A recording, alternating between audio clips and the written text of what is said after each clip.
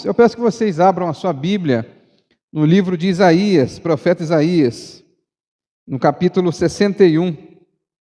Isaías, no capítulo 61. Os que puderem ficar de pé, fiquemos de pé para a leitura da palavra de Deus. Você, por favor, que puder ficar de pé, que o faça, para que leiamos a palavra do Senhor. Livro de Isaías, profeta Isaías, no capítulo 61.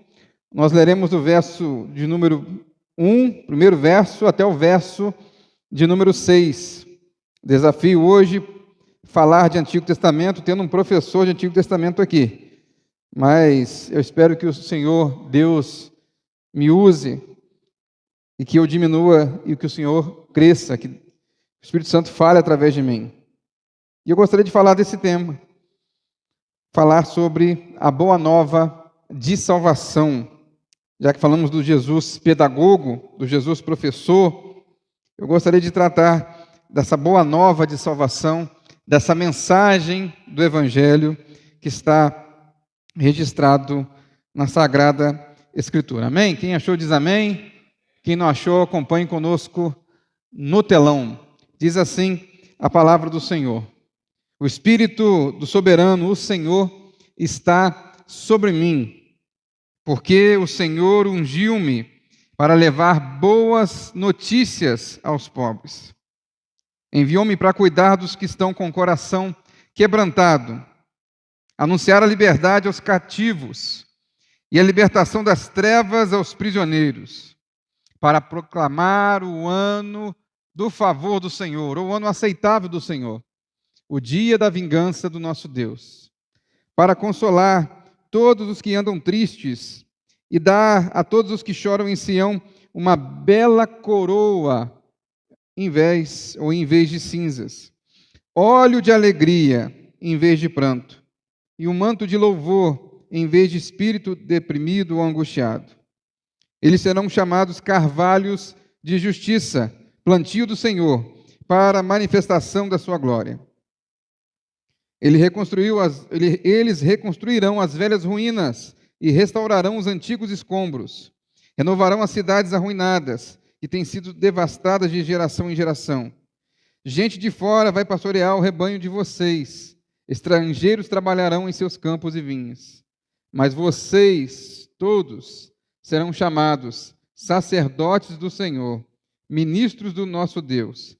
Vocês se alimentarão das riquezas das nações, e do que era o orgulho delas, vocês se orgulharão. Amém. Podemos assentar. O profeta Isaías é o profeta da categoria dos profetas que é mais citado no Novo Testamento. Profeta Isaías. E é interessante que o profeta Isaías, ele é citado e ele é redescoberto. Olha que bacana, redescoberto. No ano de 1947, um lugar chamado Qumran, beduínos, homens que atravessavam um conjunto de montanhas, esses homens encontraram vários vasos, até no tempo antigo tem um vaso até parecido, não está aqui mais, um vaso, como se fosse um vaso de planta, grande. E nesses vasos eles começaram a encontrar manuscritos, textos sagrados. E entre os textos sagrados estava o texto de Isaías. O ano é de 1947.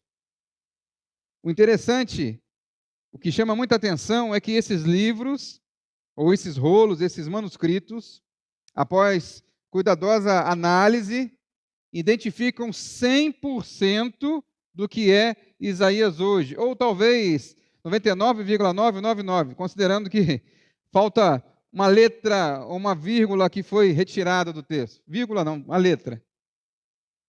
Então perceba que o Deus Todo-Poderoso operou um milagre para confundir os sábios, ou os que se acham sábios, os que se acham doutos, inteligentes, os cientistas que acham que são superiores a tudo e a todos, para mostrar que Isaías estava numa caverna, num período lá próximo em que Jesus viveu, e ele foi encontrado cerca de 2000 anos preservado, idêntico, igual ao texto que você lê na sua Bíblia hoje. Podemos dizer igual. Esse é o milagre que Deus fez para confundir esses homens que querem desqualificar a Bíblia Sagrada, querem descaracterizar a Bíblia Sagrada, querem diminuir a Bíblia Sagrada. Mas, como eu já falei, Isaías é o livro mais citado do Novo Testamento. Você pode conferir depois na sua Bíblia ou em casa, reler o texto de Atos 8, verso 30, em que tem uma relação, uma conversa entre um eunuco e Felipe. E Felipe ouviu esse homem lendo o profeta Isaías e perguntou: compreendes o que vens lendo? Ou compreendes o que lês? E esse homem respondeu: como poderei entender se alguém não me explicar? E convidou Felipe a subir e a sentar-se junto a ele.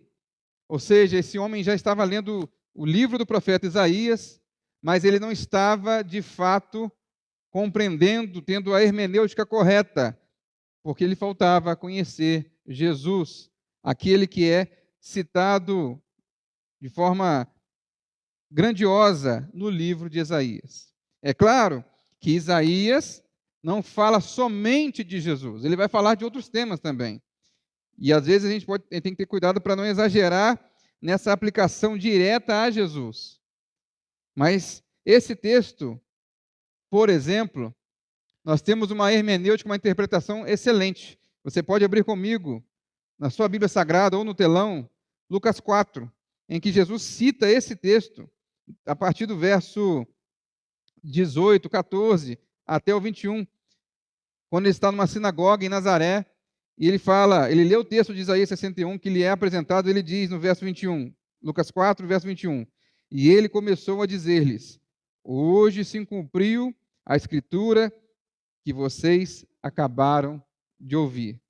Então, o próprio Senhor Jesus diz, o texto de Isaías, no capítulo 61, fala sobre mim. Então, se ele diz, quem sou eu para dizer o contrário?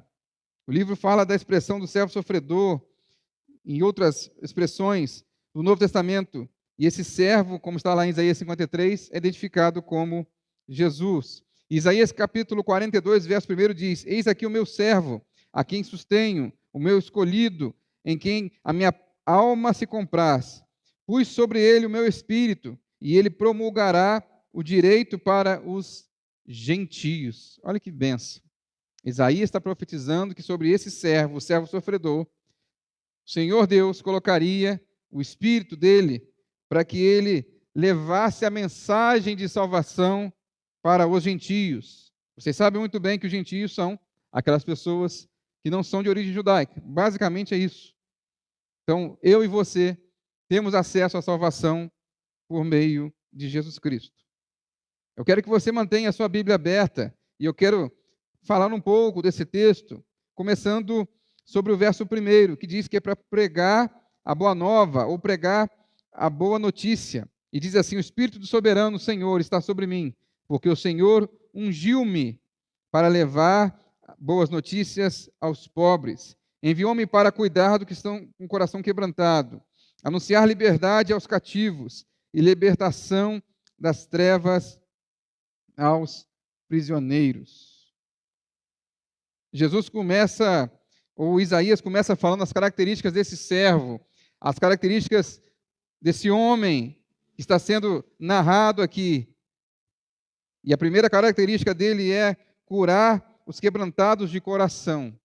Quando é pregada a boa nova de salvação, algo acontece. E uma dessas características é a cura dos quebrantados de coração. Curar os quebrantados de coração é aqueles que estão dispostos a ouvir a palavra do Senhor Jesus, a mensagem do Evangelho, e aceitar e receber e serem curados. Mateus, no capítulo 11, verso 28, diz assim: vinde a mim, todos que estáis cansados e sobrecarregados, e eu vos aliviarei. Então Jesus, ele começa dando essa cura, curando, e essa cura se dá através da transformação do homem pecador, do homem distante de Deus, em um homem salvo, transformado, em que está sendo aliviado dos seus fardos pelo Senhor Jesus, em que o peso do pecado, a consciência do pecado, o desejo pecaminoso é quebrantado. A Bíblia diz que o Senhor tirará o coração de pedra e colocará um novo coração, um coração de carne. Essa transformação acontece porque esse homem relatado em Isaías 61, ele tem o poder de promover isso. Glória a Deus, acabamos de participar da ceia do Senhor, em que nós vimos essa representação do pão e do vinho, essa representação de Jesus morto na cruz do Calvário e ressurreto. E por isso nós temos essa tranquilidade, esse coração quebrantado, esse coração transformado pelo poder do Evangelho. Mas o texto também segue dizendo: proclamar libertação dos cativos, ou anunciar a liberdade aos cativos. João capítulo 8, verso 34 ao 36 diz que todo que comete pecado é escravo do pecado. O escravo não fica sempre na casa, o filho sim, para sempre.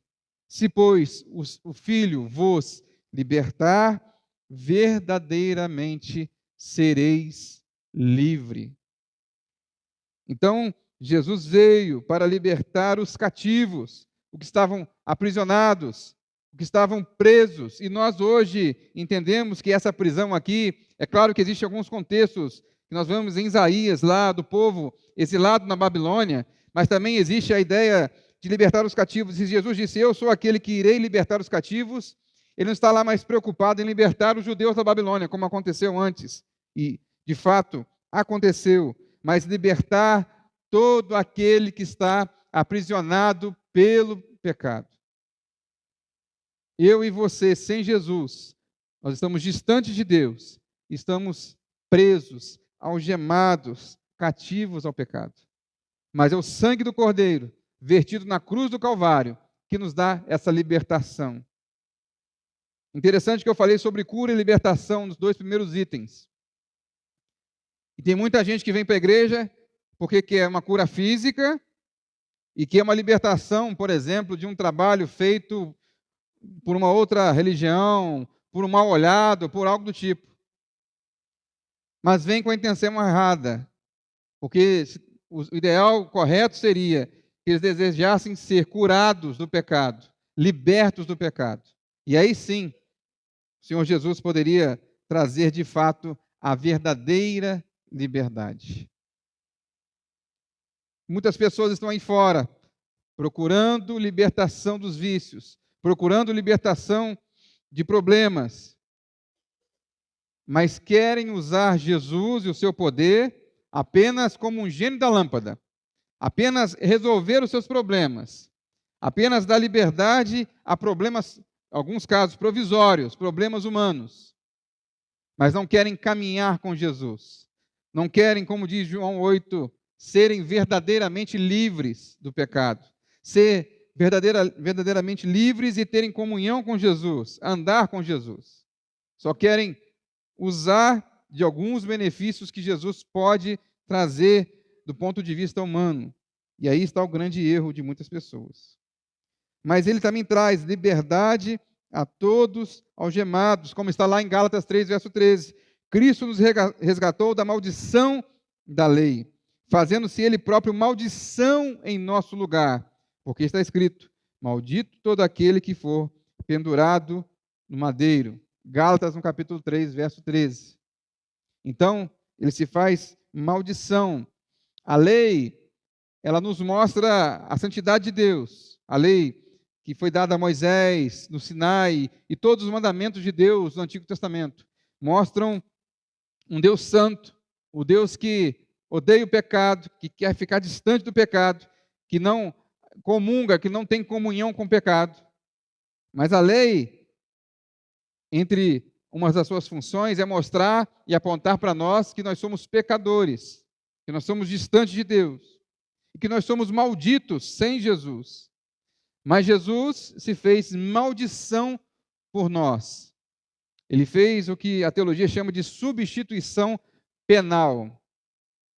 É você pagar voluntariamente, pagar criminalmente, pagar juridicamente, sendo preso, julgado, por um crime que você não cometeu. E dizer assim, olha, eu vou pagar essa pena no seu lugar. Essa é a função, ou uma das funções de Cristo no Calvário. Maldito todo aquele que for pendurado no madeiro. Então, se você nessa noite ainda não recebeu a Jesus, ou se você nessa noite ainda não compreendeu a mensagem do Evangelho, receba a Jesus, abra o seu coração, deixe que Ele transforme o seu coração, que Ele transforme o seu entendimento e que você possa usufruir das verdades deste texto bíblico. Mas é interessante que o texto segue dizendo que Ele veio para proclamar o ano aceitável do Senhor, o dia da vingança do nosso Deus, ou o ano aceitável do Senhor e a sua justiça. A Bíblia diz que ao Senhor pertence a vingança. Ao Senhor pertence a vingança. É interessante que Jesus, ele trouxe para nós, está trazendo até nós, a ideia no Antigo Testamento que é chamada de jubileu. Jubileu é um período temporal em que o escravo se torna livre. Em que o escravo, e havia escravidão, e havia servidão em Israel, em outros lugares. Talvez alguns contextos não fossem tão exagerados como nós vemos, e nós realmente repudiamos a palavra escravidão, porque nós sabemos o que aconteceu em relação aos escravos no Brasil, que foram forçados a trabalhar. Mas a palavra escravidão aqui e servidão se aproxima de uma pessoa que aceita viver voluntariamente debaixo de orientação de um senhor. E quando não é voluntário, se for o caso, até nisso na lei de Moisés, na lei de Deus dada a Moisés, essa pessoa teria um período em que ela seria liberta dessa servidão humana. Mas Jesus aqui, ele traz o jubileu, ele traz o perdão da dívida. Claro, muitos casos também em Israel, no Antigo Testamento, pessoas por conta de dívidas financeiras se tornavam escravos. E não tinham condição de pagar essa dívida.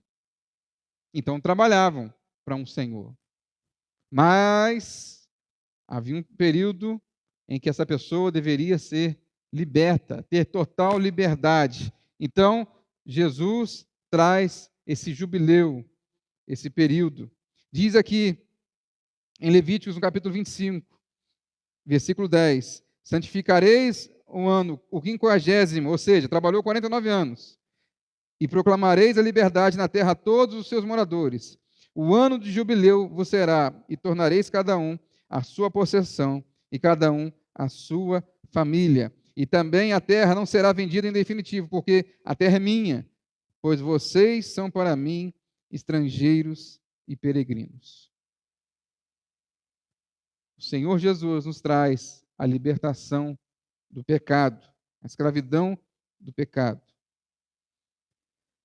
E é interessante que será libertado a terra, a dívida será paga, e cada um voltará à sua família. Deus, antes de Adão pecar, tinha um relacionamento pleno com Adão e Eva. Pleno, comunhão plena, comunicação plena. Segundo Gênesis, a palavra de Deus diz que eles conversavam e o Senhor Deus ia visitar Adão, ou seja, uma comunhão em que, creio eu, nenhum outro homem nessa terra dispôs de tal liberdade de comunhão. Mas, por causa do pecado, Adão e Eva e toda a raça humana se distanciou de Deus.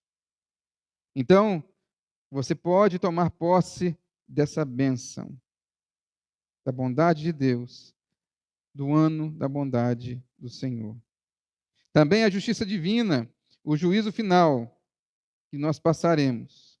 Jesus nos livra do juízo final. É um termo usado na Bíblia Sagrada em que nós entendemos e aceitamos que passaremos por um julgamento final.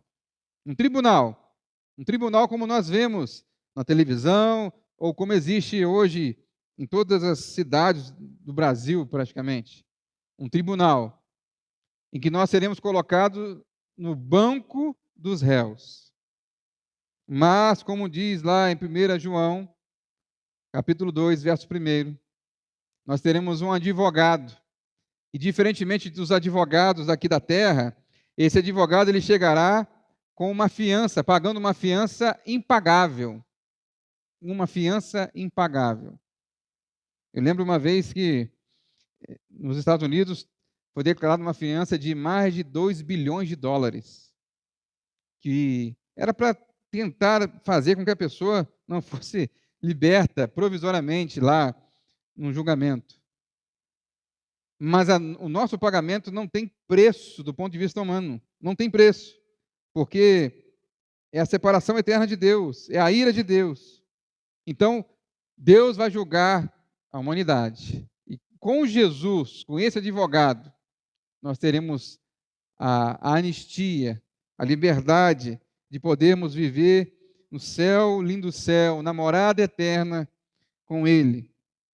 Mas a Bíblia fala que pessoas que não receberam a Jesus receberão o julgamento do inferno pela justiça de Deus. Não por uma possível maldade de Deus, não é isso. É diferença de justiça e maldade. Deus é justo, Deus é santo. Você pode ler comigo em 1 Tessalonicenses, no capítulo 1, do verso 9 e 10, que diz: porque no que se refere a nós, as pessoas desses lugares falam sobre como a nossa chegada no meio de vocês, como deixando os ídolos. Mas vocês se converteram a Deus, para servir o Deus vivo e verdadeiro, e para guardar do céu do seu Filho, a quem Ele ressuscitou dentre os mortos, a saber, Jesus, que nos livra da ira vindoura. Me lembro de um homem, um pastor chamado Jonathan Edwards. Ele tem um sermão que ele pregou, e é interessante que esse sermão foi todo escrito. Ele não fez igual eu estou fazendo aqui, estou tentando falar sem ler. Mas ele leu todo o sermão, pecadores nas mãos de um Deus irado. Ele apenas leu. Eu não estive lá, naturalmente, no século XVIII para assistir essa pregação, mas diz a história, que as pessoas começaram a se agarrar nas paredes, chorando, temerosas pelos cantos, porque ele falou sobre a ira de Deus e sobre o juízo final. Eu não estou aqui para trazer medo para vocês. Medo pelo medo. Eu estou querendo trazer vocês a Jesus para que vocês tenham vida e vida eterna, alegria no coração, satisfação. Eu e você, nós não devemos ser cristãos porque nós temos medo de ir para o inferno. Se for essa a perspectiva, você vai viver uma vida bem sofrida. Você pode até ir para o céu, mas vai viver sofrendo. Mas ao invés de você ter medo do inferno, é você ter a alegria de ter a comunhão com Deus. Então, essa perspectiva muda. Como diz aqui no texto, alegria ao invés de choro, como está no verso 3. E dar a todos os que choram em Sião uma bela coroa em vez de cinza, óleo de alegria em vez de pranto, um manto de louvor em vez de espírito deprimido. Um óleo de alegria. É interessante que o óleo foi usado em Salmos 23 por Davi para dizer: prepara-me uma mesa na presença dos meus adversários. Unge a minha cabeça com óleo e meu cálice transborda.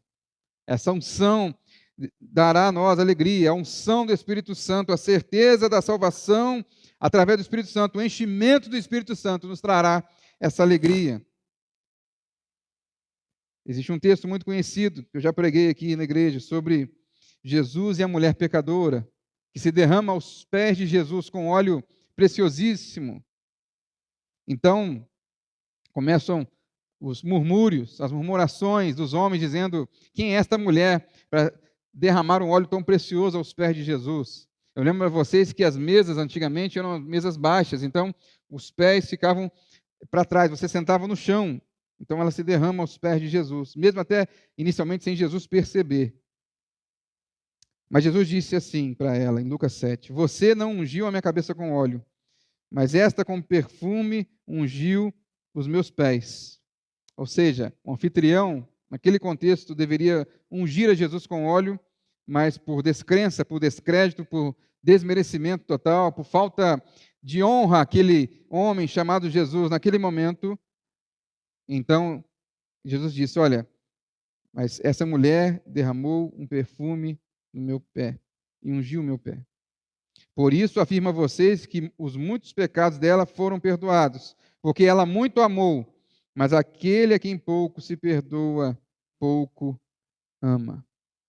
Então, o perdão é uma característica daquele que está em Cristo Jesus, uma nova criatura. Mas também trará carvalho de justiça, carvalhos de justiça. Eles serão chamados carvalhos de justiça, plantio do Senhor, para a manifestação da sua glória.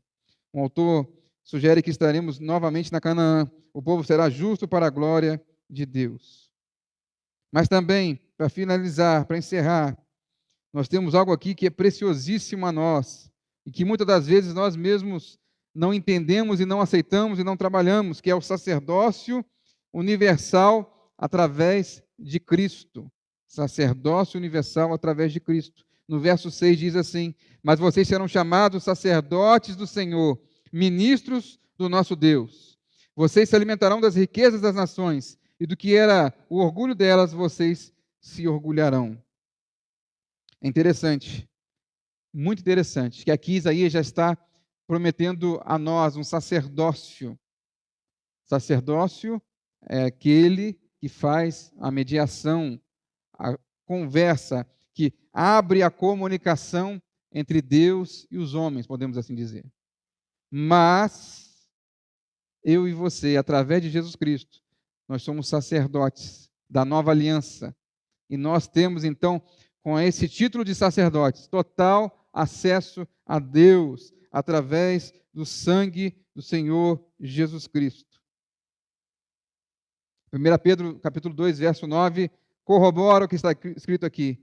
Diz assim: vocês, porém, são geração eleita, sacerdócio real, nação santa, povo de propriedade exclusiva de Deus, a fim de proclamar as virtudes daquele que o chamou das trevas para a maravilhosa luz. Gálatas, no capítulo 3, verso 28, diz: assim sendo, não pode haver judeu nem grego, nem escravo nem liberto, nem homem nem mulher, porque todos vocês são um em Cristo Jesus. Glórias a Deus por isso. Louvado seja o nome do Senhor, porque Ele nos revestiu, através do Espírito Santo, de poder e autoridade, para que nós pudéssemos falar de Jesus e termos comunhão com Jesus. Poder transmitir essa boa nova de salvação àqueles que ainda não creem, mas também ter essa paz, como diz em Romanos, no capítulo 5, verso 1, em que Deus diz que nós temos paz, somos justificados por meio dele, por Jesus Cristo, e agora nós temos paz. Ter paz é ter comunhão plena, é regozijar da amizade de uma pessoa querida, de um irmão, de uma irmã, de uma família querida. Isso é ter paz com Deus, é ser reconciliados, porque éramos inimigos e agora somos amigos de Deus. E para encerrar sobre a questão da cruz, nós vemos dois momentos na cruz do Calvário, como foi falado aqui. Um é a humilhação. Jesus se humilhou por nós. Jesus se fez maldição por nós. O castigo que nos traz a paz, como está em Isaías 53, estava sobre ele. Então, ele se humilha. E nós vemos também em Filipenses, no capítulo 2, verso 5, um hino, um louvor, onde que fala que Jesus se esvaziou, o efeito kenótico de se esvaziar da sua glória, do seu poder, provisoriamente, para viver como homem. Não deixou de ser Deus, como está lá no texto, mas se despiu de alguns privilégios da divindade aqui na terra, para viver como nós, para poder sofrer como nós, sem pecado, mas viveu como nós vivemos. Mateus 27, no versículo 42 diz: salvou os outros, a si mesmo não pode se salvar. As pessoas olhando para Jesus na cruz do Calvário. É rei de Israel? Que ele desça da cruz, então creremos nele. Tem muita gente zombando de Jesus até hoje, zombando da capacidade dele, do poder dele. Mas Jesus se humilhou não usurpou ser igual a Deus, mas se humilhou. E ouviu esse tipo de mensagem. Às vezes a gente, com pouca crítica, a gente já fica com raiva, não fica? É ou não é verdade? Alguém critica a gente, dá vontade às vezes, aí Jesus, segura Jesus. Mas Jesus foi humilhado numa cruz do Calvário. Humilhado. A pior condenação para um homem, do ponto de vista da humilhação, era a cruz, porque era uma condenação, um juízo notório, à vista de todos, no alto de um morro, para todo mundo ver. Jesus se humilhou. Mas também Jesus foi exaltado, e glória a Deus por isso. Mateus 27, 49 a 54 diz assim: os outros, porém, diziam: esperem, vejamos se Elias vem salvá-lo. E Jesus, clamando outra vez, em alta voz, entregou o Espírito. Mas eis que o véu do santuário se rasgou em duas partes, de alto a baixo. A terra tremeu e as rochas se partiram. Os túmulos se abriram e muitos corpos de santos já falecidos ressuscitaram.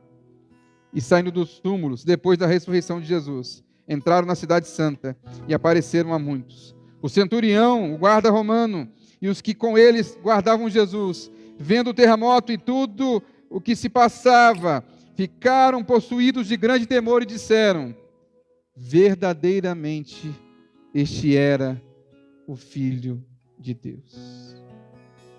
Verdadeiramente este era o Filho de Deus.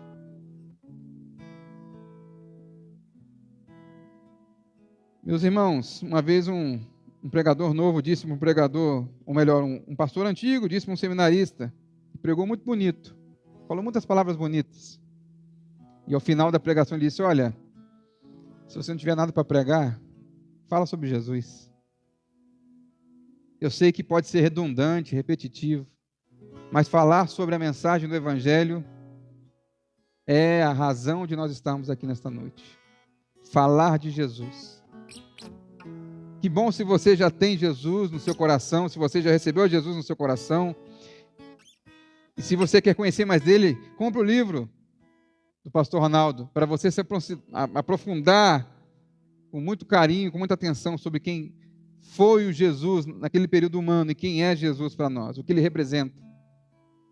Um líder que influenciou milhares de nações, milhares e milhares de nações, não apenas com a religião cristã, mas com as suas formas de pensar, as suas formas de liderar. Hoje ele é referência para milhares de livros sobre liderança. Mas se você ainda não tem a Jesus como seu único e suficiente Salvador, receba Jesus no seu coração. Eu vou perguntar uma vez só: se você ainda não recebeu a Jesus no seu coração e quer fazer nesta noite, levante uma das suas mãos. Se você ainda não recebeu a Jesus. Amém.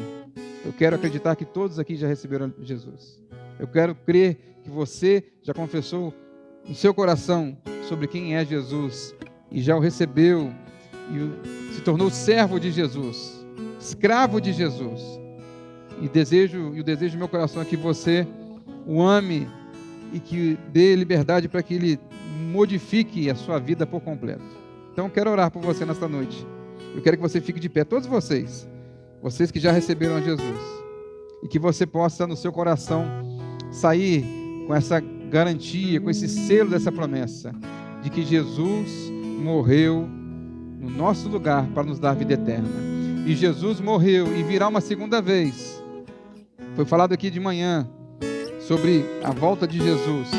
E a intenção não é trazer medo a ninguém, mas é falar de uma realidade bíblica. E que você não fique angustiado por aí, ouvindo falsos profetas, falando um monte de besteira, um monte de fake news sobre a volta de Jesus. Mas que você não deixe de crer e de viver em santidade, e buscar a santidade, sabendo que Ele voltará. Quando nós não sabemos, mas Ele voltará. Então que você, com seu coração aberto nesta noite, ore comigo, e que você saia daqui cheio do Espírito Santo, cheio do poder de Deus, para ser essa testemunha, tanto na Judéia, quanto na Samaria, e até os confins da terra. Pai, obrigado pela Tua poderosa palavra, Deus. Obrigado porque o Senhor falou ao meu coração nesta noite, da lembrança, da memória, da importância de estarmos aqui nesta noite, falando de Jesus, o autor e consumador da nossa fé. a razão de nós estarmos aqui, ó Deus. Ó Pai, se é alguém que ainda não recebeu a Jesus, que ainda está com o coração duro, pedimos ao Senhor, ó Deus, que transforme esse coração. Pedimos ao Senhor que o Senhor coloque um coração de carne, um coração transformado pelo poder do Evangelho, Deus. Mas nós que estamos aqui nesta noite, que já entendemos a mensagem do Evangelho, que nós possamos agarrar a essa promessa, ó Deus. Que nós possamos sempre lembrar da cura que o Senhor nos fez, da cura do pecado, ó Deus, da libertação do pecado, do poder das trevas, e que nós saímos daqui com esse coração alegre, regozijando, sem nenhum tipo de ansiedade em relação a isso, tendo a plena convicção e certeza da sua salvação, através, não dos nossos méritos, mas dos méritos de Jesus no Calvário, Deus. Te adoramos, ó Deus, na beleza da tua santidade. Te adoramos, ó Deus, porque o Senhor é bom e a tua fidelidade dura para sempre, ó Deus. Graças te damos, ó Pai, em nome de Jesus. Amém.